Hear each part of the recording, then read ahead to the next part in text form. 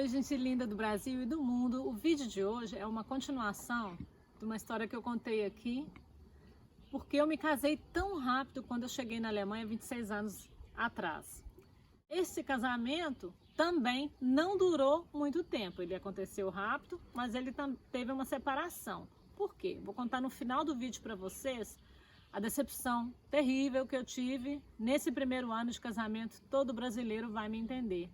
Quem não assistiu o vídeo primeiro para entender esse aqui melhor, eu vou deixar linkado aqui no fim do vídeo para você entender essa história aqui. Antes de começar, eu vou pedir para você deixar o seu like, amigo, adicionar o sininho para não perder notificações e se inscrever no meu canal se ainda não se inscreveu. Logo após o casamento, nós demos entradas aos papéis para eu ter o meu visto de permanência e receber o papel para me dar autorização para eu trabalhar.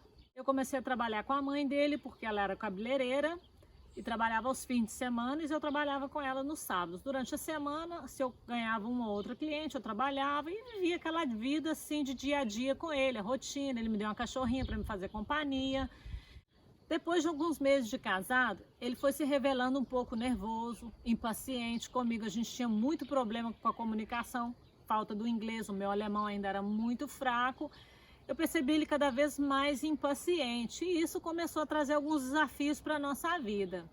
E eu senti ele às vezes também muito agressivo, assim, muito dominante comigo, e eu ali, muito jovem, tentando administrar a situação, mas aí começou realmente, pouco a pouco, os problemas. Aí aconteceu uma coisa bem desagradável, um fim de semana desse. Nós fomos à discoteca com um amigo dele, o amigo dele sentado atrás. A gente foi, eu dançava, ele ficava ali no bar com um amigo dele conversando. Quando nós voltamos para casa, de repente ele, pá, virou a mão na minha cara. Foi assim uma coisa assim horrorosa. O amigo dele ficou super chocado e eu ali sem entender nada. Ninguém entendeu a reação dele, mas ele ficou ali, fez isso e parou. Nós chegamos em casa, eu com muito medo, aquilo nunca tinha acontecido, e fiquei bastante apreensiva. Mas ele chegou mudo, graças a Deus, não falou nada. Eu deitei quietinho do lado dele, não dormi à noite, ele adormeceu. No dia seguinte nós acordamos, aquilo não foi assunto, mas mudou a minha vida a partir dali. Eu procurei a mãe dele e fui compartilhar com ela o que aconteceu. A mãe dele chamou ele, na minha presença ela conversou com ele, mas aí a vida foi continuando, isso não aconteceu mais. Até que um belo dia aconteceu algo bastante terrível. Nós fomos em uma festa, em um restaurante, que uma brasileira nos convidou, que eu havia conhecido uma brasileira na cidade, a única que tinha na época, e ele fez uma cena assim, muito estranha ali, que eu fiquei com medo dele. Eu peguei, saí dessa festa e fui para a casa dela com muito medo, fiquei na casa dela trancada a noite toda, e ele veio com um amigo dele e ficou aterrorizando a gente na porta. Eu tremia de medo, eu não sabia o que ia acontecer, eu já tinha vivido uma situação de agressão com ele.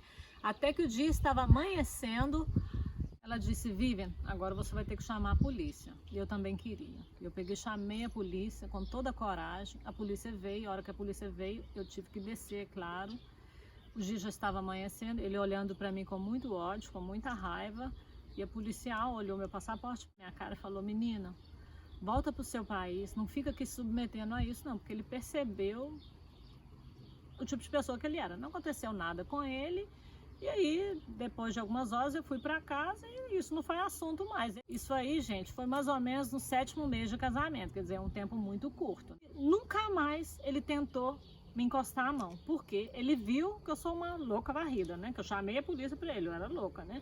Eu fiz isso realmente, então assim, por mais nervoso que ele ficasse, ele jamais tentou novamente me tocar.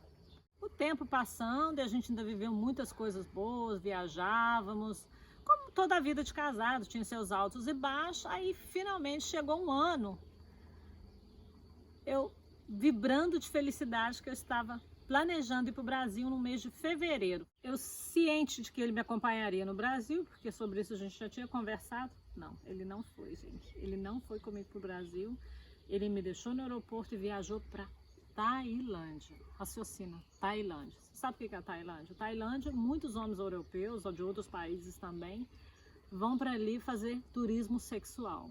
Eu não sabia o que me deixava mais triste. O fato de ele ir para lá, porque eu sabia o que ele ia fazer, e eu chegar no Brasil sozinha. Cheguei no Brasil sozinha, muito triste, não sabia o que falar, principalmente para minha mãe. Ele se comunicava comigo, Mas eu não queria viver aquela situação mais, assim, para mim aquilo foi uma decepção horrível, né? Então eu voltei para a Alemanha depois de 6 semanas, ele chegou um pouco antes de mim, me buscou no aeroporto, muito bonzinho, me trouxe diamantes de presente, né? Porque ele era muito generoso com relação a joias, relógio caro. Esse diamante também foi o fim da picada para mim, porque eu achei alguma coisa ele, né, tá querendo compensar. Voltei e já queria me separar. E essa brasileira me orientou, você não vai fazer isso não. Eu falei assim, como não? Eu não suporto viver uma situação assim. Um cara agressivo, ainda que faz uma coisa dessa, e minha mãe, isso, aquilo. Ela, não vai fazer isso não, porque você vai perder a oportunidade de crescer aqui na Alemanha.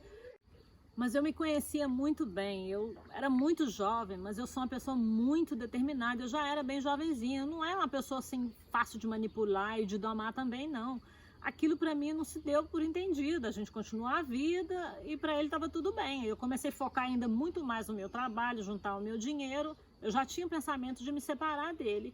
E assim, eu fui aperfeiçoando o meu alemão, conhecendo pessoas, expandindo o meu trabalho, trabalhando nas cidades ao redor e fui crescendo. O meu alemão ficou muito ótimo, depois de um ano eu consegui fazer minha carteira, porque eu não tinha tempo. Ele se hesitou em me ajudar a comprar carro, embora era o ramo dele.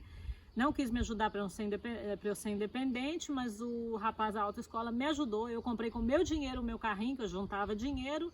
Eu já estava com a mente muito elevada. Eu não queria mais ficar ali. Como eu fiz aqui? Eu ficava na casa de amiga e não ia para casa. Eu falava que estava trabalhando. Era isso. Ele sabia muito bem e ele aceitou aquela situação. Por quê?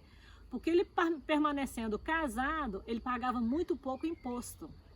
Então para ele foi tranquilo, e ele viu que eu estava me perdendo, tentando me segurar, mas já era muito tarde, eu já era muito independente e isso não funcionou. Aí eu fui só espaçando as vezes que eu ia para casa, ele sabia, ele vivia a vida dele lá, e aquilo não estava me contentando, até que ficou muito espaçado, eu quase não ia mais para casa. E organicamente dizendo, não vou mentir para vocês não, esse casamento durou 2 anos. Depois disso, eu já comecei a procurar um apartamento na cidade grande que era Stuttgart. Comecei a morar sozinha e fui viver a minha vida aí sem chance. Depois que eu comecei, depois de um tempo, fazer faculdade para estilista, né, que eu tive muitas orientações, muitas oportunidades, eu decidi a me divorciar, porque eu falei, eu queria clareza na minha vida. Eu tinha um advogado que me orientava muito, falei assim, senhora Pousa, a senhora está fazendo agora, a senhora Pousa na época era Ricker, está fazendo faculdade, tire seu passaporte alemão, que é a maior garantia que você tem aqui na Alemanha. Você vai ter os mesmos direitos da mulher alemã. É o que eu fiz. Ele concordou com tudo, fazia tudo, que eu sempre precisava da assinatura dele. Não casei fake, gente. É o que aconteceu com a minha história. Eu, sinceramente, saí muito grata porque ele concordou com tudo, porque eu vi aqui e vejo situações muito piores. Homens que fazem coisas horríveis com mulheres e no final elas vão embora para o Brasil, às vezes deixa os filhos aqui porque nem filho pode levar. Então, assim, graças a Deus, pelo menos ele me deixou em paz, economizou o dinheiro dele, hoje eu estou aqui, dei a volta por cima, aprendi muito. Estou no 2º casamento, tenho um marido maravilhoso, 2 filhos, então assim, tinha que ser realmente. Eu sou grata a esse homem, que ele seja feliz, não tenho mais contato, mas foi essa a minha história, né? E continuo aqui, guerreira, firme e forte. Eu sou uma pessoa muito real e muito autêntica, eu quis compartilhar isso aqui com vocês, porque teve uma curiosidade de uma e de outras pessoas, espero que vocês gostaram da minha história, apesar, né, dos momentos de tristeza, mas a vida é assim, altos e baixos. Se gostou, deixa aí o seu like, amigo, compartilha esse vídeo, continua me acompanhando, se inscreve no canal. Um beijo no seu coração, que Deus abençoe a sua vida como um todo.